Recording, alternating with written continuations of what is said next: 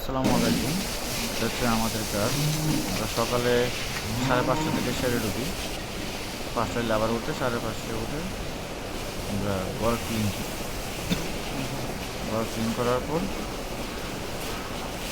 একজন থাকে গরুর খাবার দাবার রেডি করার জন্য, আর বাকিরা থাকে দুধ দোহন। আপনারা জানেন যে হাই ল্যাকটেশনে গাভী দুধ দোহন করার পর করে খাবার দিয়ে দিতে হয়, তা না হলে তাদের ম্যাচুরিটি হওয়ার সম্ভাবনা থাকে যদি তারা দুধ দোহন করার পরে শুয়ে পড়ে। এর জন্য আমরা আগে ক্লিনিং করি, ক্লিনিং করার পরে তাকে একজনকে পাড়ায় দিই আমরা খাবার রেডি করার জন্য। সে খাবার রেডি করতেছে আর বাকিরা দুধ দহন করতেছে।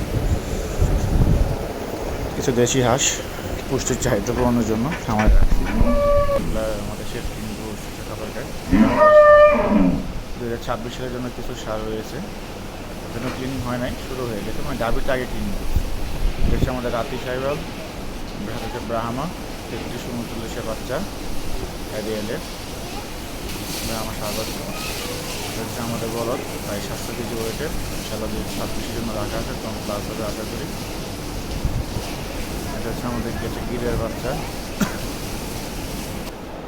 মা যেহেতু 2-3 অন্য গাভী দুধ খায়। আর এগুলো হচ্ছে আমাদের ব্রাহ্মা এবং গির প্রদত্ত। ব্রাহ্মা প্রদত্ত ছিল, শাহিওয়াল আমাদের রাখা আছে, শাহিওয়াল আছে, গির আছে।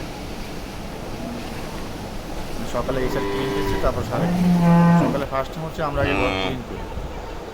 আলহামদুলিল্লাহ এটা এসিএস এক্সিমনের বাচ্চা, এসিএস এক্সিমনের বাচ্চা। এটা মায়ের এগুলো হচ্ছে পরিষ্কার মতো। হচ্ছে আমাদের খামারের রানী, আমাদের রানী একটু রানী, মাশাআল্লাহ। এই হচ্ছে আমাদের বাচ্চা কাচ্চা, সবাই উন্মুক্ত পরিবেশে খাওয়া দাওয়া করছে এবং ছাড়া রয়েছে। আমরা মূলত আমাদের বাচ্চাগুলোকে ছেড়ে ফেলি, তারা ছাড়াই থাকে। এই যে আমাদের আরেকজন দেখি আমাকে দেখে ছুটে চলে আসলো। আসলে সবার সাথে সম্পর্ক বন্ধুর মতো।